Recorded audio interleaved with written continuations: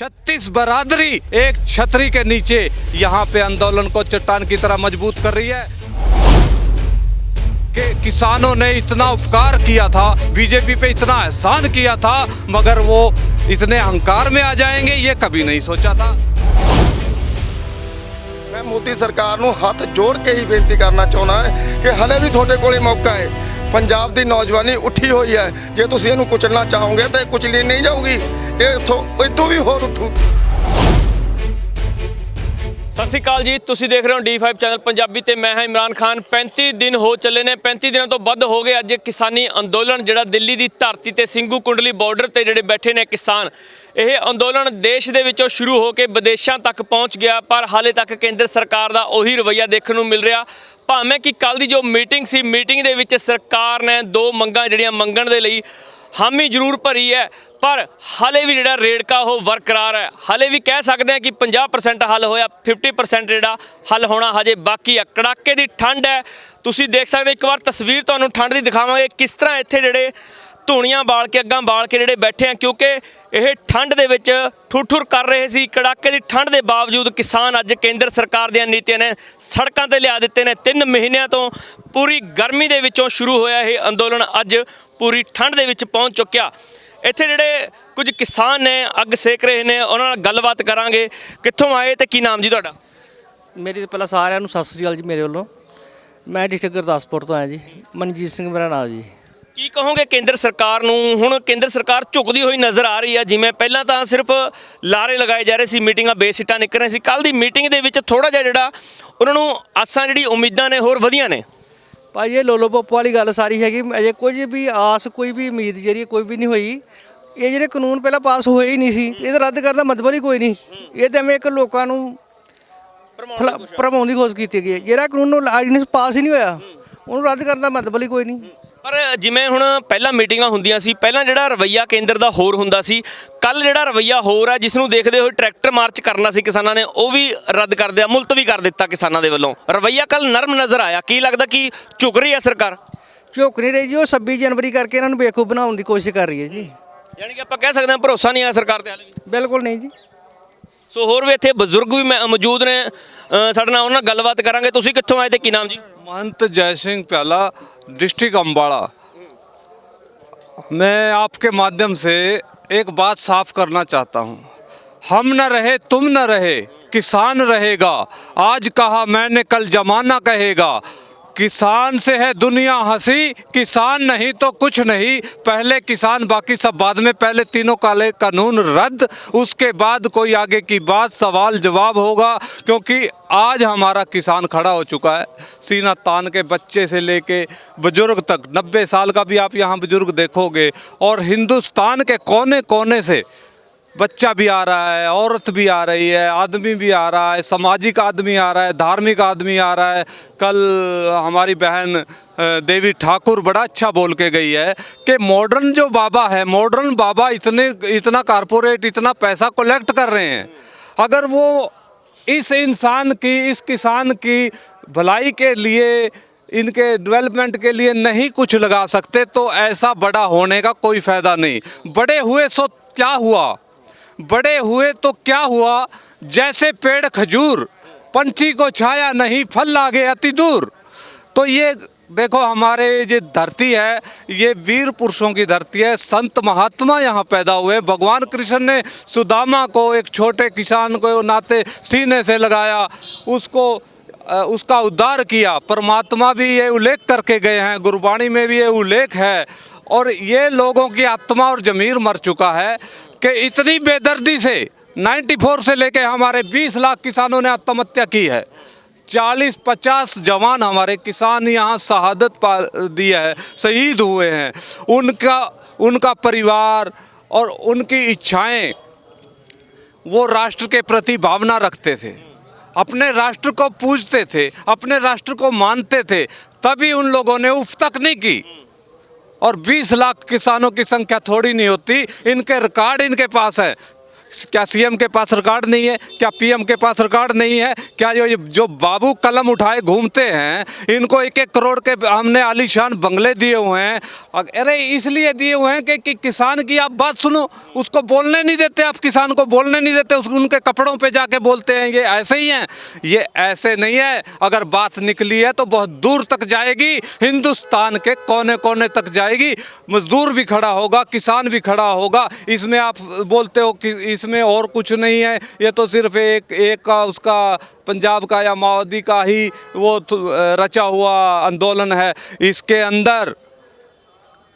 अंदर लोहार भी है, इसके अंदर कुम्हार भी है, और इसके अंदर जो चुनाई करता है मिस्त्री भी है, इसके अंदर इलेक्ट्रिशियन भी है। और जितने वर्ग हैं 36 वर्ग, 36 बरादरी एक छतरी के नीचे यहाँ पे आंदोलन को चट्टान की तरह मजबूत कर रही है। कंधे से कंधा मिला के हमारी बहनें, माताएं, बुजुर्ग, ये सभी लोग यहाँ पे लगे हुए हैं।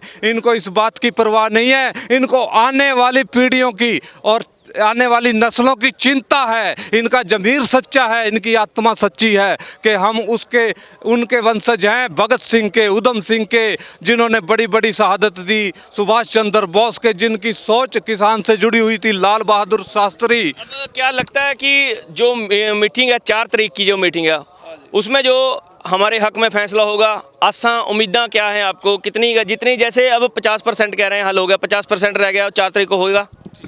देखो, ये जिम्मेवारी सरकार की है। प्रेशर में, दबाव में सरकार चल रही है। चोर उनके मन में है, हमारे मन में कोई चोर नहीं है। वो अपना दुरुस्त करें, अपना रिकॉर्ड दुरुस्त करें, अपनी तैयारी दुरुस्त करें।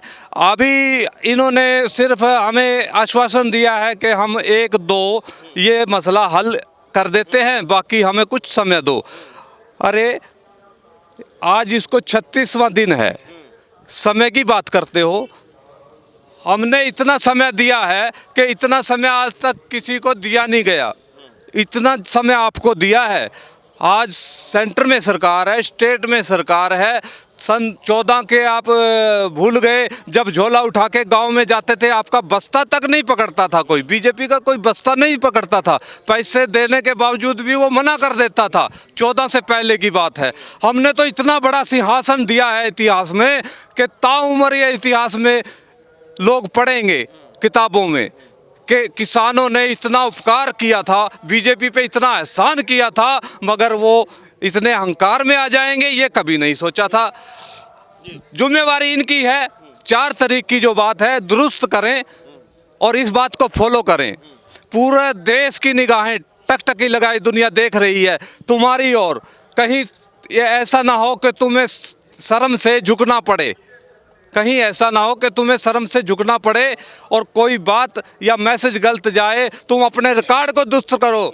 ये सारा सिस्टम इसीलिए है कि कहीं भी कोई अंतिम अध्याय, ये अपने कागजों में बोलते अंत्योदय, अंतिम आदमी तक सहायता जाए। अरे अंतिम आदमी तक, अंतिम आदमी क्या, मीडियम आदमी तक आपकी सहायता नहीं जा रही है। रिकॉर्ड तो आपने देखना है और आप ठीक करोगे इस रिकॉर्ड को। अपने बाबुओं को बोलो जो इतनी मोटी मोटी सैलरी ले रहे हैं, उनको बोलो ये रिकॉर्ड ठीक करके लाओ। प्रैक्टिकल में ज़मीन पे आके देखो कि प्रैक्टिकल क्या है, सच्चाई क्या है। आप वहाँ बैठ के सारा कुछ करोगे, ये नहीं चलेगा, अब नहीं चलेगा देश में। और जो 4 तारीख की बात है, वो 4 तारीख में हमें ये जो हमने यहाँ से बोल रहे हैं और रिटर्न में दिया हुआ है, वो 100% सेम वो चाहिए हमें। पहले वो है, पहले किसान है और उनके मुद्दे हैं, बाकी सब बाद में।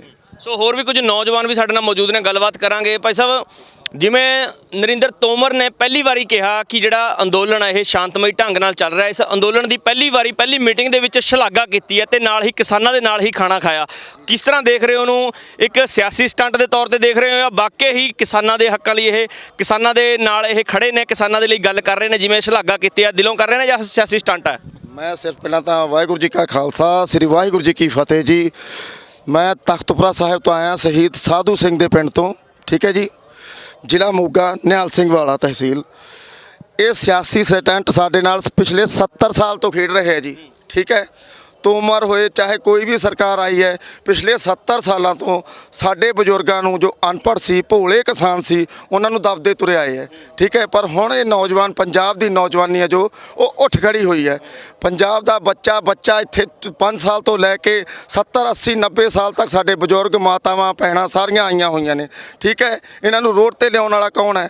ਇਹ ਕੇਂਦਰ ਦੀ ਸਰਕਾਰ ਹੈ। ਠੀਕ ਹੈ, ਇਹਨਾਂ ਦਾ ਜਵਾਬ ਵੀ ਕੇਂਦਰ ਸਰਕਾਰ ਦੇਊਗੀ ਵੀ ਕਿਉਂ ਅਸੀਂ ਇੱਥੇ ਆਏ ਹਾਂ। ਜੇਕਰ ਅੱਜ ਅਸੀਂ ਪੰਜਾਬ ਦੇ ਨੌਜਵਾਨ ਬਾਹਰ ਜਾ ਰਹੇ ਆ ਜਾਂ ਚੰਗੀਆਂ ਗੱਡੀਆਂ ਉੱਥੇ ਮਿਹਨਤਾਂ ਕਰਕੇ ਅਸੀਂ ਲੈ ਰਹੇ ਹਾਂ, ਤੇ ਇਹਨਾਂ ਦੇ ਢਿੱਡ 'ਚ ਕਿਉਂ ਪੀੜ ਹੋ ਰਹੀ ਹੈ? ਅਸੀਂ ਉੱਥੇ ਮਿਹਨਤ ਕਰਦੇ ਹਾਂ।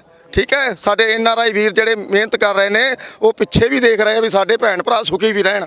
ਠੀਕ ਹੈ, ਮੈਂ ਇੰਨਾ ਹੀ ਤੋਮਰ ਸਰਕਾਰ ਨੂੰ ਕਹਿਣਾ ਚਾਹੁੰਦਾ, ਮੋਦੀ ਸਰਕਾਰ ਨੂੰ, ਕਿ ਸਾਡੇ ਤੇ ਜੈਲਸੀ ਨਾ ਕਰੋ।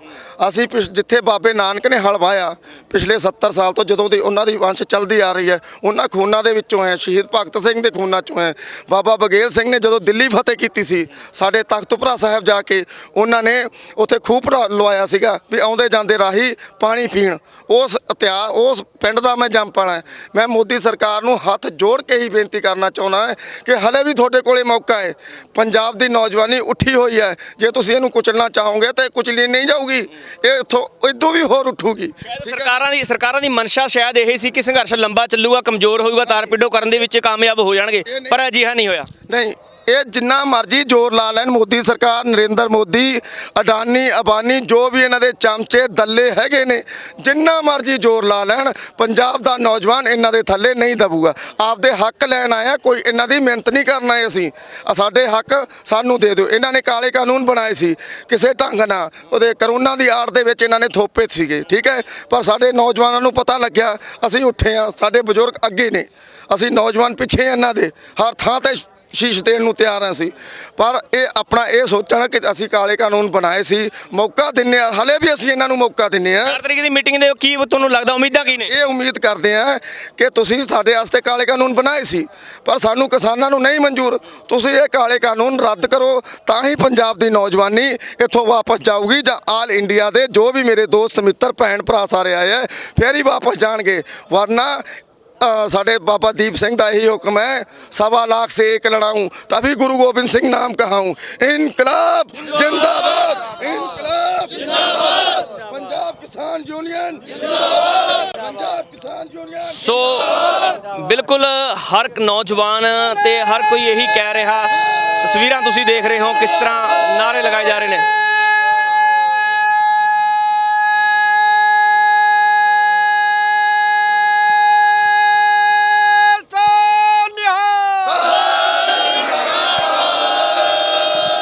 ਸੋ ਬਿਲਕੁਲ ਤੁਸੀਂ ਦੇਖ ਸਕਦੇ ਹੋ, ਜਿਵੇਂ ਬੀਤੇ ਦਿਨ ਮੀਟਿੰਗ ਹੋਈ ਆ, ਮੀਟਿੰਗ ਦੇ ਵਿੱਚ ਭਾਵੇਂ ਕਿ ਕੇਂਦਰ ਸਰਕਾਰ ਝੁਕਦੀ ਹੋਈ ਨਜ਼ਰ ਆਈ ਆ, ਪਰ ਹੁਣ ਜਿਹੜੀ 4 ਤਰੀਕ ਨੂੰ ਮੀਟਿੰਗ ਆ ਉਸ ਤੇ ਜਿਹੜੀ ਨਜ਼ਰਾਂ ਜ਼ਰੂਰ ਟਿਕੀਆਂ ਹੋਈਆਂ ਨੇ। ਹਰ ਕੋਈ ਨੌਜਵਾਨ ਹੋਵੇ, ਭਾਵੇਂ ਬਜ਼ੁਰਗ ਹੋਵੇ, ਭਾਵੇਂ ਬੱਚਾ ਹੋਵੇ, ਹਰ ਕੋਈ ਇਹੀ ਕਹਿ ਰਿਹਾ ਕਿ ਉਦੋਂ ਤੱਕ ਨਹੀਂ ਜਾਵਾਂਗੇ ਜਦੋਂ ਤੱਕ ਕੇਂਦਰ ਸਰਕਾਰ ਇਹ ਸਾਰੇ ਕਾਨੂੰਨ ਰੱਦ ਨਹੀਂ ਕਰਦੀ। ਕਿਉਂਕਿ ਅੰਨਦਾਤਾ ਦੀ ਤਰਾਸ਼ਦੀ ਲਗਾਤਾਰ ਤੁਹਾਨੂੰ ਦਿਖਾ ਰਹੇ ਹਾਂ। ਇਹ ਅੰਨਦਾਤਾ ਅੱਜ ਕੜਾਕੇ ਦੀ ਠੰਡ ਦੇ ਵਿੱਚ ਇੱਥੇ ਬੈਠਾ, ਪੂਰੀ ਗਰਮੀ ਤੋਂ ਸ਼ੁਰੂ ਹੋਇਆ ਹੈ ਅੰਦੋਲਨ, ਪੂਰੀ ਠੰਡ ਤੱਕ ਪਹੁੰਚ ਗਿਆ, ਪਰ ਹਾਲੇ ਤੱਕ ਕੇਂਦਰ ਸਰਕਾਰ ਦਾ ਉਹੀ ਰਵੱਈਆ ਦੇਖਣ ਨੂੰ ਮਿਲ ਰਿਹਾ। ਲਗਾਤਾਰ ਬਣੇ ਰਹੋ D5 ਦੇ ਨਾਲ, ਦੇਖਦੇ ਰਹੋ D5 channel Punjabi. D5 channel Punjabi ਹੁਣੇ ਸਬਸਕ੍ਰਾਈਬ ਕਰੋ, ਬੈਲ ਆਈਕਨ ਤੇ ਕਲਿੱਕ ਕਰੋ।